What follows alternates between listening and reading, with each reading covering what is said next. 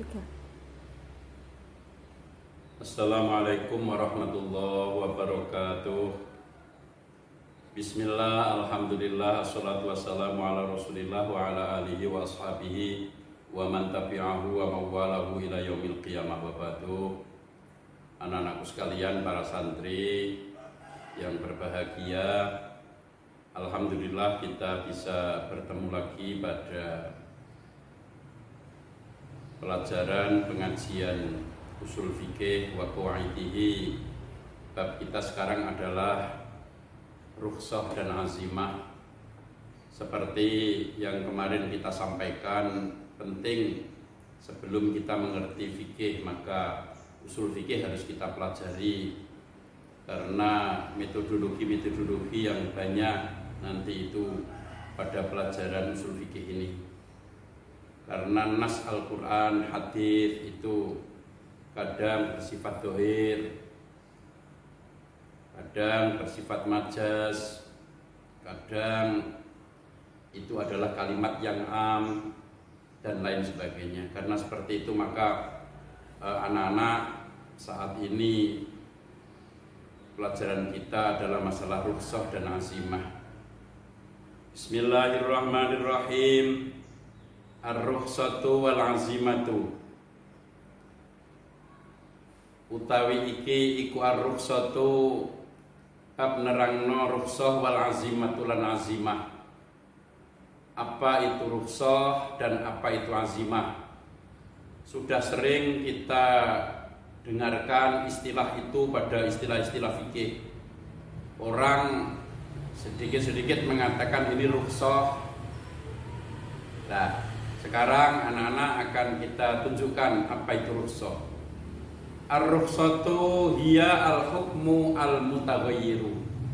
Rukhsah itu adalah ar-rukhsatu tai rukhsah iku hiya utawi rukhsah iku al-hukmu hukum al-mutaghayyiru kang berubah min su'ubatin saking tingkah angel ila suhulatin maring tingkah gampang.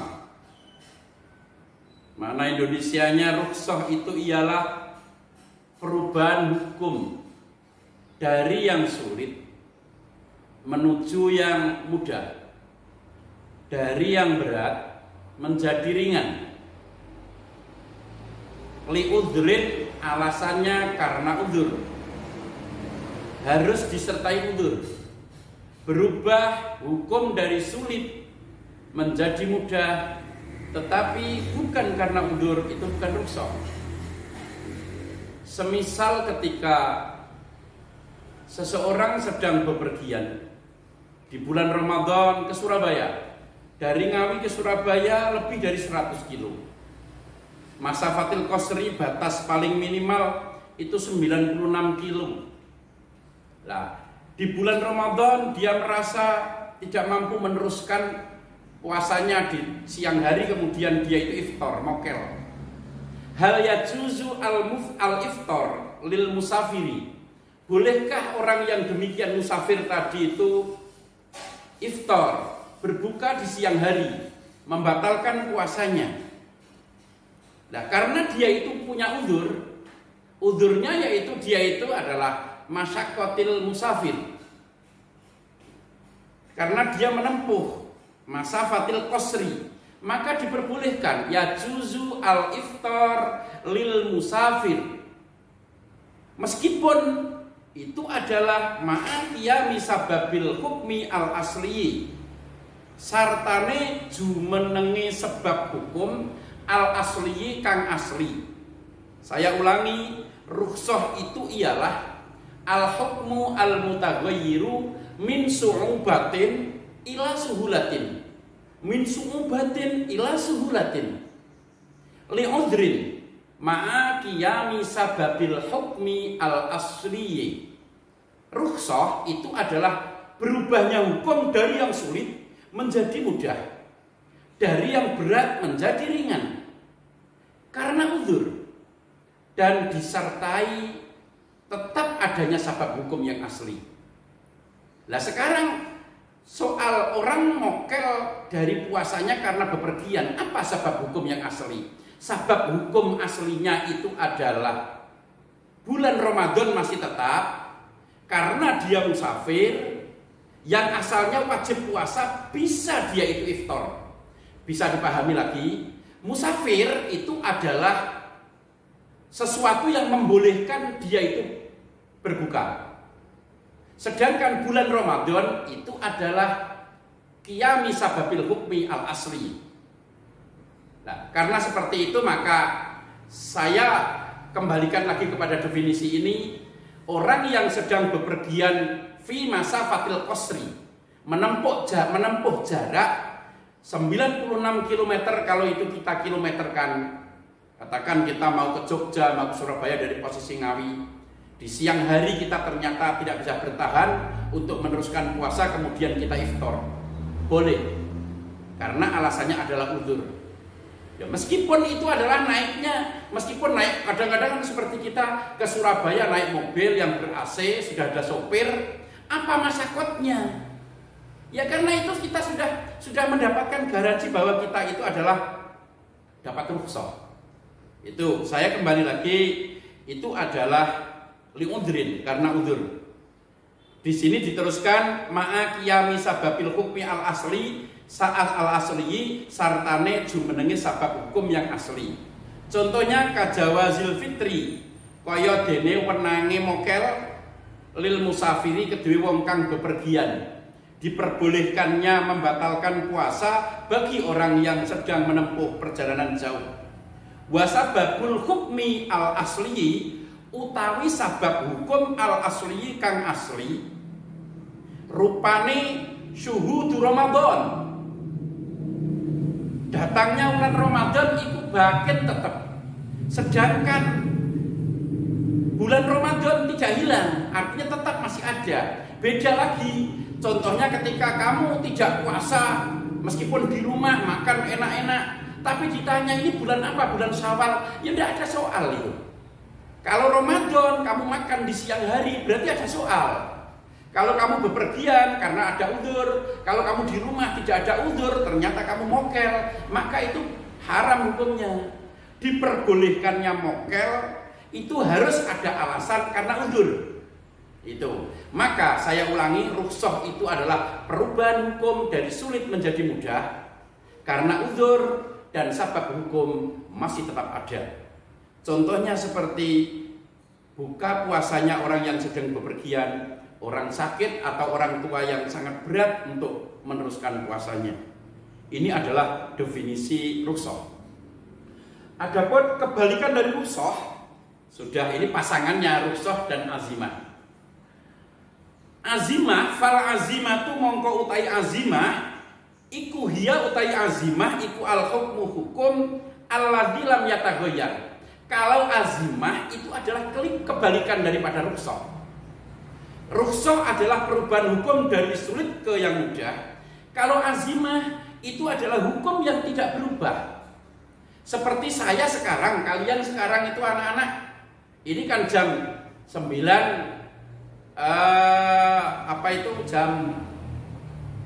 jam 8:30.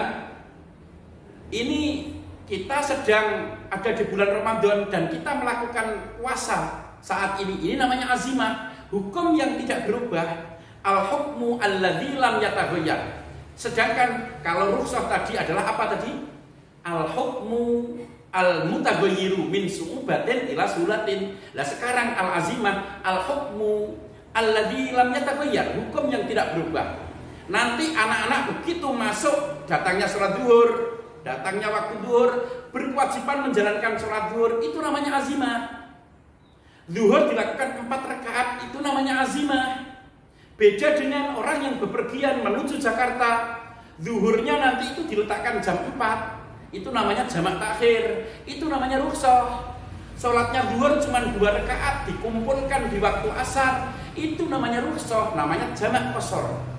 Tetapi sekarang kita menjalankan puasa di bulan Ramadan yang berada di rumah atau tidak ada uzur apa-apa, itu adalah namanya azimah.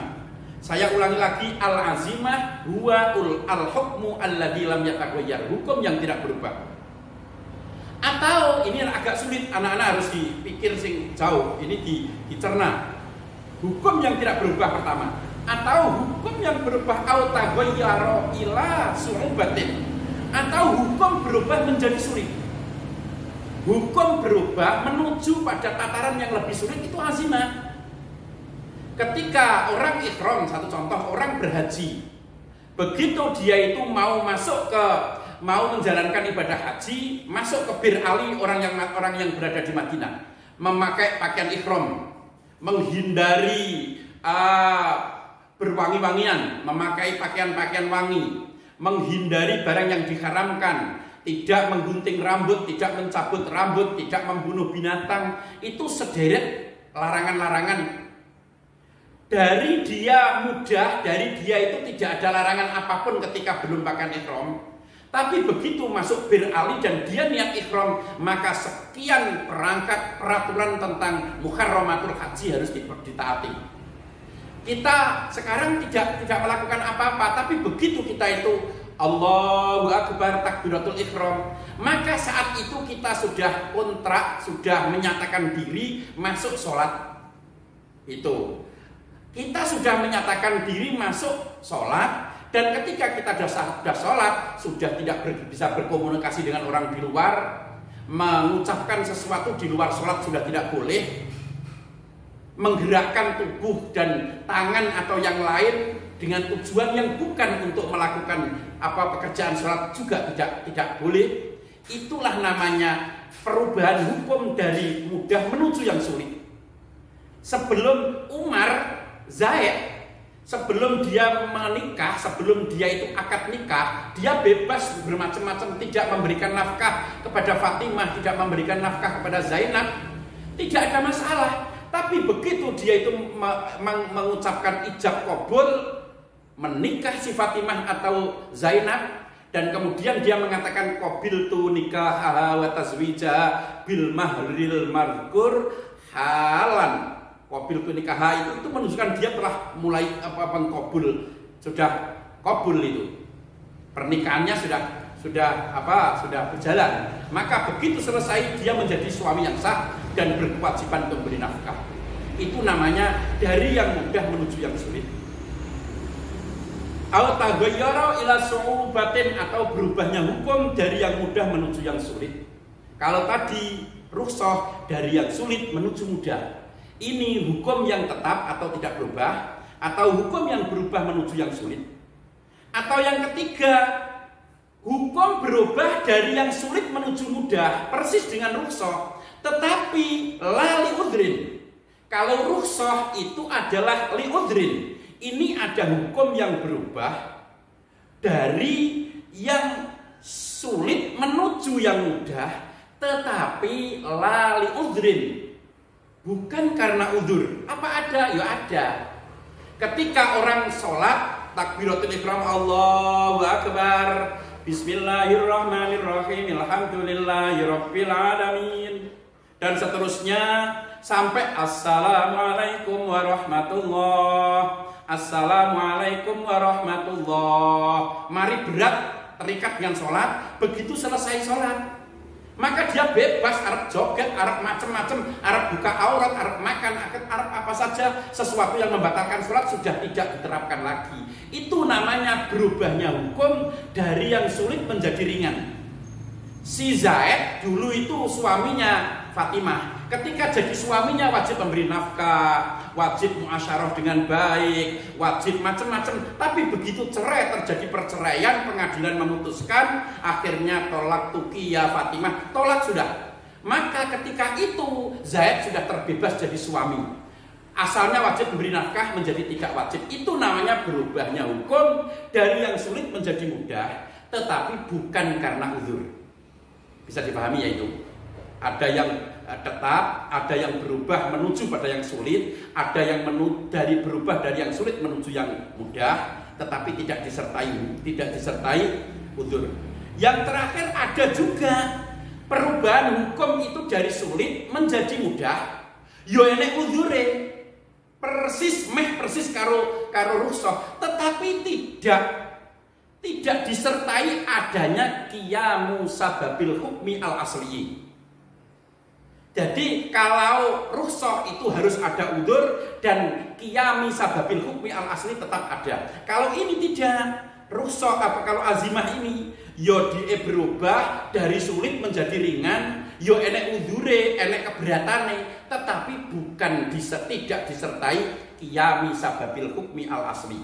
Lihat pada redaksinya ini, auli udhrin atau karena udur, tapi lama qiyami sababil hukmi al asli tidak disertai jumenenge sabab hukum al asli kang asli. Lihat contohnya, fal awalu yang pertama.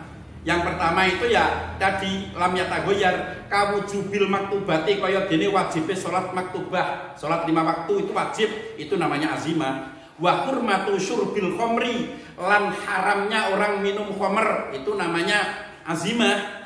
Ini ada diskresi, ada sesuatu yang doruri sifatnya, ternyata dia itu tidak bisa kalau menurut dokter, kecuali harus ada diinjeksi sesuatu yang kira-kira sebenarnya haram, maka bisa menyembuhkan orang ini menurut dokter, maka menginjeksi tadi itu hukumnya tidak apa-apa. Khamr bisa menjadi keberadaannya tidak diharamkan karena memang ada sesuatu yang sifatnya daruri atau hajati itu. Nah ini hurmati syurbil khamri, yang asli haramnya meminum khamr itu namanya azimah. Wa ghairi dzalika lan liyane mengkono kabeh wujubil maktubati wa hurmati syurbil khamri. Wasani yang kedua itu hukum yang berubah menuju pada yang sulit, kahurmatil istiabi, kaya dene haramnya berburu bil ikhrami, sebab ikhram, seseorang sedang menyatakan diri niat haji dan umroh, berpakaian ikhram, maka dia haram untuk berburu ba'da khillihi ing dalam sakwise halali. Asalnya halal berburu nembak manuk, di sini arep beleh manuk, arep macam-macam ndak apa-apa, tapi begitu berpakaian ikhram karena sudah masuk pada mikotnya, maka orang ini dinyatakan sudah tidak bisa melakukan hal-hal yang melanggar haji dan umroh. Itulah yang disebut dia berubah dari yang mudah menuju yang sulit. Wasalis yang ketiga, contoh yang ketiga, kahilli tarkil wudu'i kaya dene halale tinggal wudu li sholatin thaniyatin, bagi sholat kang kedua, ma'abako ittoharati sartane tetepe suci. Seseorang tadi ketika mau berangkat sholat maghrib, dia berwudu, kemudian sholat maghrib, habis sholat maghrib baca Quran, habis baca Quran iktikaf, yang ngobrol-ngobrol atau apa di masjid, sampai masuk sholat isya, dan dia wudunya masih belum batal, dia tidak wudu lagi tidak apa-apa. Wudu sholat asar tadi terpakai untuk wudunya sholat isya karena dia belum batal. Itulah yang disebut tadi itu adalah yang ketiga. Apa yang ketiga? Hukum yang berubah dari sulit menjadi ringan, tetapi tidak diikuti dengan uzur. Yang ketiga, ada hukum yang berubah dari sulit menjadi ringan, ada uzurnya, tetapi tidak diikuti dengan sabab hukum yang asli. Warobek kaibahati tarki tabati wahidin. Yang keempat contohnya seperti kewenange tinggal tetepe wong siji. Bolehnya meninggalkan pertahanan seseorang, orang satu bertahan pada posisi perang, yang lain sudah hilang semuanya, terbunuh. 10 orang, 9 terbunuh, tinggal dia sendiri. Kalau dia tidak segera mengambil posisi menghindar, maka kena tembakan. Maka dia lari dari sebuah tempat, itu diperbolehkan. Yang asalnya sebelumnya itu adalah haram karena al-firor minaz zahfi. Al-firor, lari minaz zahfi, dari posisi perang, itu adalah haram. Tetapi itu tidak haram karena dia itu tinggal sendirian, sementara yang 9 telah pergi meninggalkan tempat itu atau terbunuh. Contohnya katarki kaibahati tarki tabati wahidin, kaya dene boleh tinggale tetapi wong suwiji minna saking kita li asyratin keduwe wong 10 minal kufari saking wong kafir fil kitali ing dalam peperangan. Orang kafir 10 Sementara kita tinggal sendirian, kita harus, kalau tidak kita akan terbunuh, maka menghindar dari serbuan orang kafir di sini ini tidak apa-apa hukumnya. Tetapi kalau tidak ada apa-apa kemudian dia itu meninggalkan posisi perang, maka hukumnya haram. Saya kira ini bab rukhsah dan azimah. Semoga anak-anak paham dari awal sampai akhir dan semoga bermanfaat. Ya memang usul fikih itu seperti ini, butuh berpikir yang serius, paneng, harus memikir tentang dalil-dalil nas Quran dan hadisnya. Saya kira itu saja. Waffaqanallahu lima yuhibbu wa yardah. Wallahu a'lam bissawab. Wassalamualaikum warahmatullahi wabarakatuh.